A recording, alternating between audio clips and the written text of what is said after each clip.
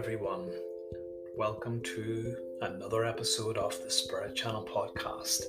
I am your host, Zenith, and I am pleased to say, after a long wait, that I have got myself some new recording equipment, and hopefully these podcasts are a go with some clear audio. So, today's episode is kind of the beginning. I want to take things back to the very start and talk about spirituality in general. What is spirituality? How does one practice one's spirituality? How is spirituality different from religion? What does spirituality mean to you? What does spirituality mean to me? What do you get out of spirituality? And how does one progress in a spiritual manner? And what should one be reading, or what great works out there that are spiritual in nature? And these could be already pre-existing literature and just anything else I want to talk about. So without further ado, let's get on. So spirituality, there are as many different ways to be spiritual as there are people on this earth.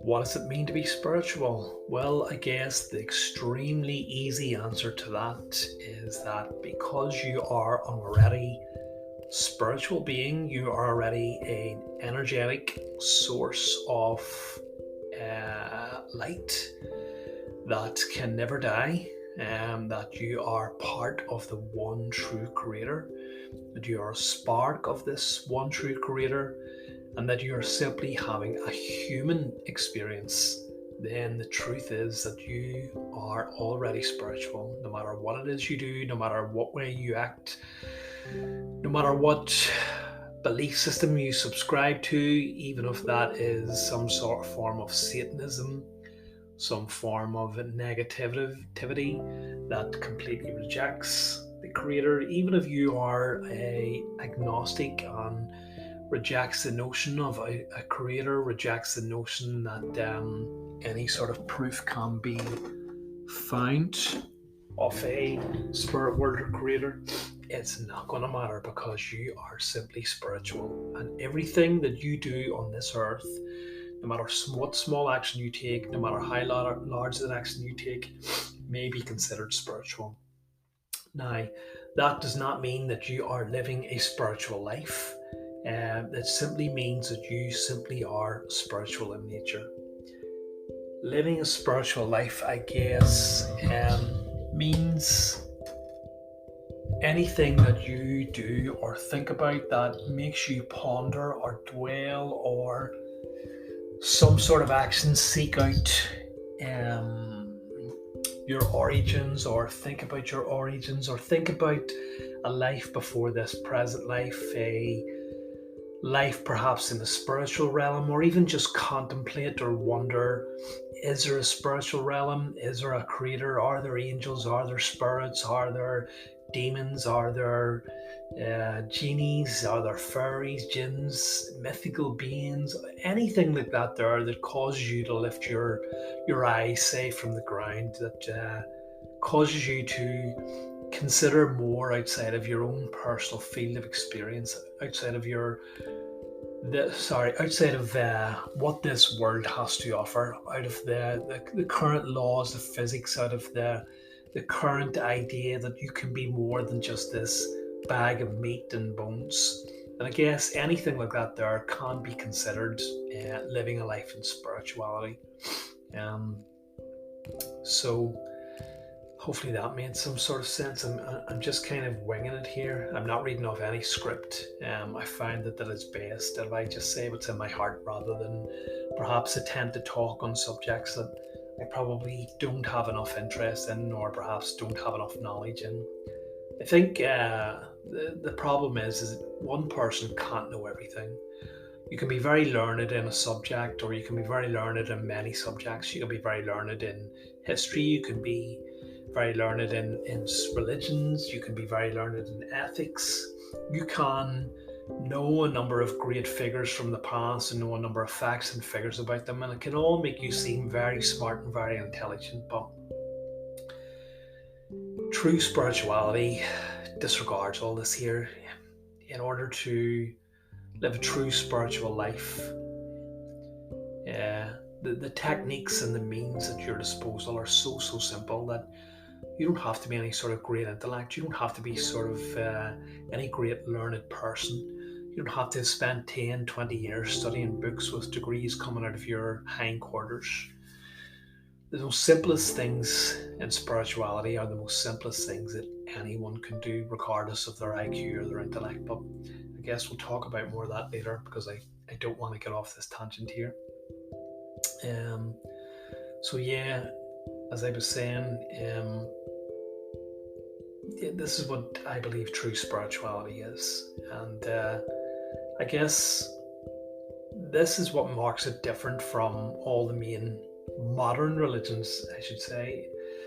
I guess the main modern religions, certainly the three Abrahamic religions of Christianity, Judaism, and Islam, is that most people will go to their places of worship.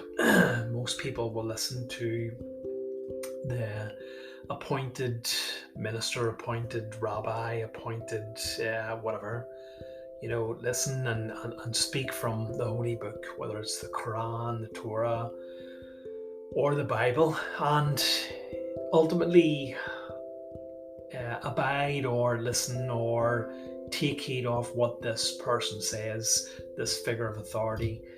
And at the end of the ceremony, they perhaps spend a few minutes, perhaps taking in those words. But that novelty, or not novelty, that state of being, that taking heed of, kind of wears away and is forgotten about. So in a way, what you're doing is giving your power across to these so-called figures of authority. You're not actually doing the real work that is required of you. You're seeking stops and ends with the person in the pulpit. Spirituality, or true spirituality, encourages you not to follow any particular creed or any particular person, but to do the work yourself, to realize that you are ultimately responsible for your own spiritual growth, your own spiritual seeking, and to seek within yourself, and to, as I said, contemplate and to meditate on what it means to be a spiritual being, to be a spiritual person, and to take on board perhaps what these great religions have taught us, but ultimately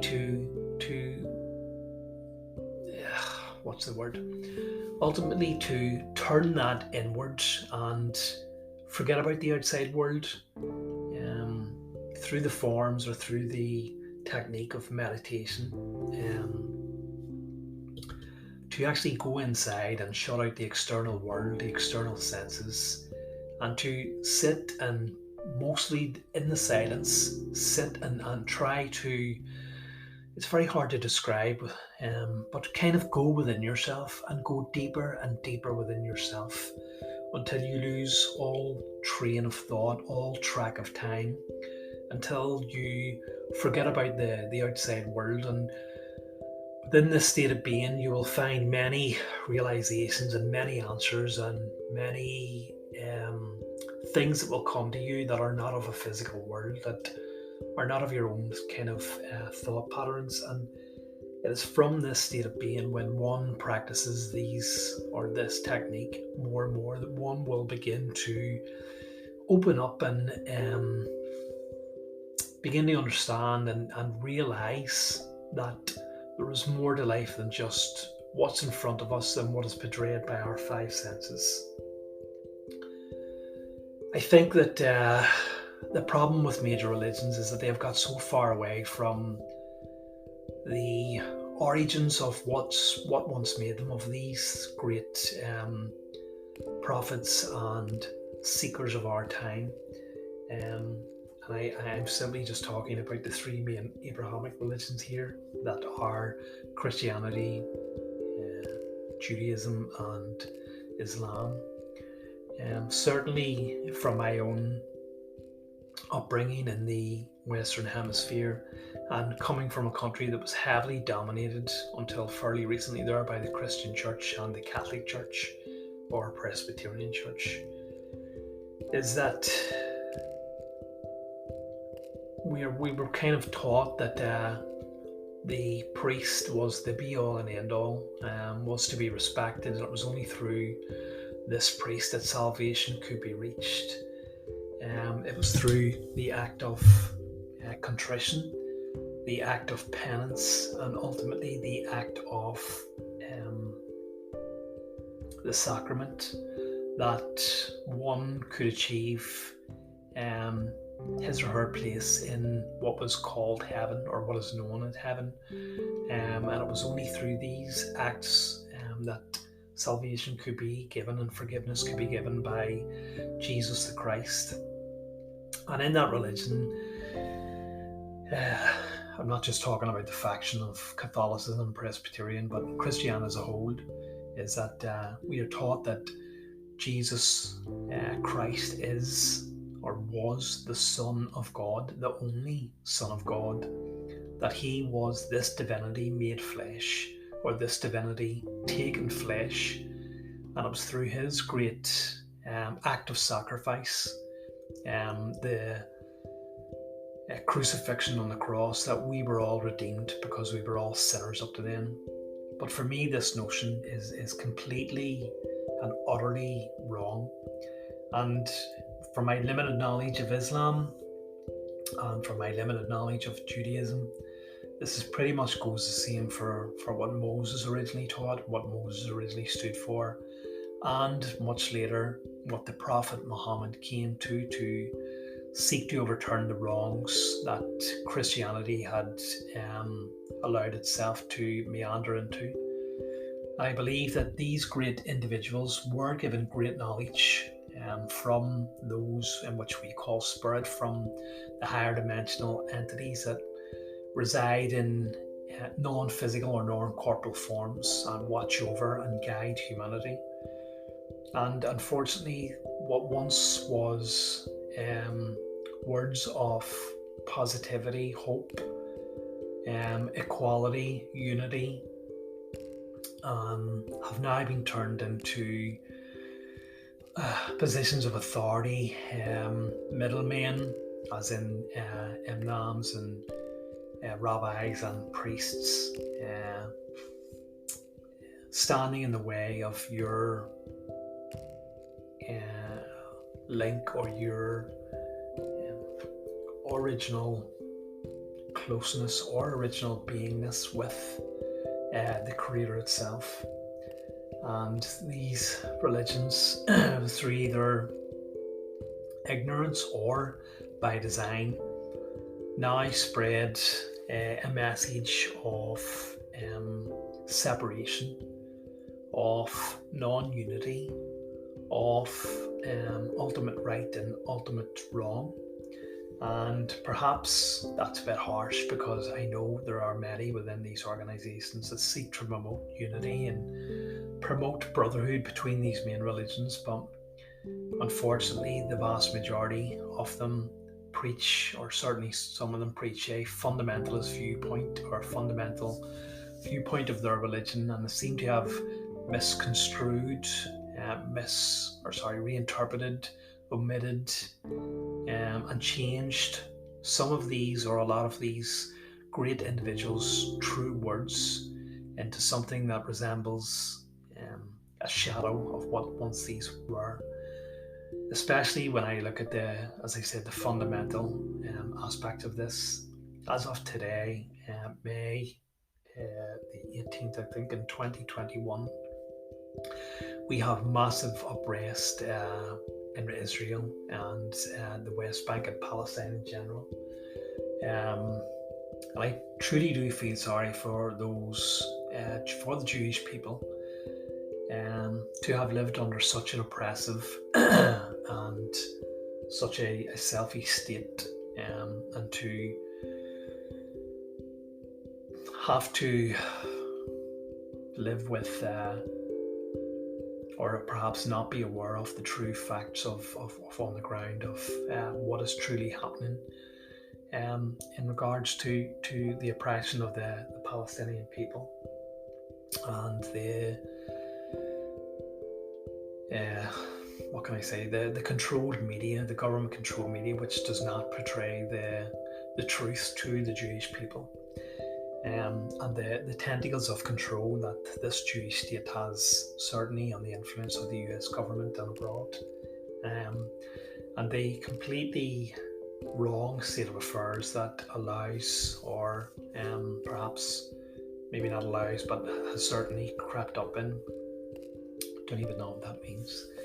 But what I'm trying to get at here is that the notion that criticism of the Jewish state, of the actions of the Jewish government, of Zionism, equates to anti-Semitism. I haven't pronounced that right, but you get the idea. For me, criticism of the actions of the Jewish government, of the Jewish state, are certainly not a criticism of those great, wonderful people who have been persecuted for thousands of years, which are the Jewish people. And I find it completely ironic that it seems to me that the Jewish state has now fallen lockstep and mirrors the Nazi state, and are now repeating the same actions as what was once done on the Jewish people. In tandem with this here, we have massive unrest in the Islam world, and certainly those of us in the European countries. Certainly it is propagandized that Islam is wrong, Islam is dangerous, Islam is a fundamentalist terrorist religion, and once again, nothing can be further from the truth. It is those hardliners, it is those hardline countries that practice and promote an extreme form of Islam. Wahhabism comes to mind, and Saudi Arabia. And I think that this is far, far removed from the Prophet's original message. As I said, I'm far from an expert in Judaism and Islam, but from what little I do know is that these original messages have been distorted over time and changed to fit the ideology of corrupt governments for their own selfish ends. And once again, Islam and the Islamic people were once a bastion of light, a bastion of secularism, a bastion of knowledge and growth in the Middle East, while Europe toiled in the Dark Ages. And so it is with great sadness that I look at this once great religion and religious people who were so advanced and so knowledgeable, and to see what it has become now. And again, this is just meant to be a podcast about spirituality, not a podcast of blame and apportion, and certainly not a podcast of politics. But I just found that it was just a slight, perhaps just a little bit helpful to describe where I'm coming from with these viewpoints, and to express that modern religion is far removed from what these great men once thought and once practiced and once received from these higher dimensions, or from these higher realms of existence. And as I said, I for one am someone who embraces all in each religion, all in each learning, all in each creed, to see what it can teach me and what it can teach the world in order to help progress not only myself but the entire human race. So, as I said, I think that is the problem with modern religions, is that it does not encourage one's seeking, it does not encourage one's taking of one's own power to take what these great men once taught and once proclaimed, and to go out and practice this. This is what these messages were originally about. It was about not forming religion around these individuals or these teachings, but to take these teachings and go and learn them and go and practice them yourself. And as I said, the way for me to do this here is to undergo or undertake or to live the life as far as one can in this modern 21st century of these great people, of these great men. And I would also like to include the Eastern philosophy of Buddhism in that category, as this is not a religion, it's a way of life. What do these great people have in common? The Buddha, which is simply a term for the enlightened one, Jesus the Christ, Christ meaning the anointed one, and of the Prophet Muhammad. Well, when we look at what led to these individuals' sparks of realization, they all took themselves away from modern society, and they all sat in silence, or they sat alone until they quieted their mind until they received that communication from those in the higher realms, from those in spirit, from those of the Creator themselves, and were then able to take that teaching and spread it out into the world. And again, another similarity between these is they were all supposedly able to perform what we call miracles. But understanding what I understand now about the higher realms is that these aren't miracles per se, but simply states of awareness or states of consciousness that one can aspire to and that one can perhaps obtain. And it is a utilizing of our consciousness, our abilities that go hand in hand with our non-corporeal form, or our true form, which is simply energetic beings. We're not limited by these physical vehicles, and it is a power that comes from the Creator itself. So it's an understanding, it's a technique, it is a reaching into those realms or those unseen worlds. It is a realization, a utilization of higher energies, higher states of consciousness to bring and manifest things in this material world that we would consider miraculous. But again, once one begins to understand what it truly means to be in spirit and what these higher realms or the reality of these higher realms, and once one begins to take in more light, shall we say, then one begins to realize that these aren't so miracles, they are simply natural states of beings. But more on that later anyway. As I said, I think that's perhaps enough on the Abrahamic religions and perhaps on Buddhism itself. One final point there is that the entity that we know as Jesus the Christ was rumoured to have taken himself off at an early age and studied under great Vedic masters and great teachers of the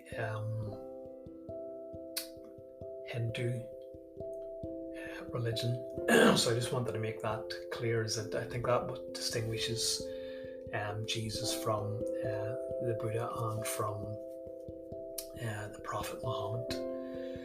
But again, there are many other different types of religions. There are many other secular ways of being. There are many other forms of worship that one would consider not a religion per se, but perhaps a form of paganism or Judaism, or just natural worshipping of Gaia.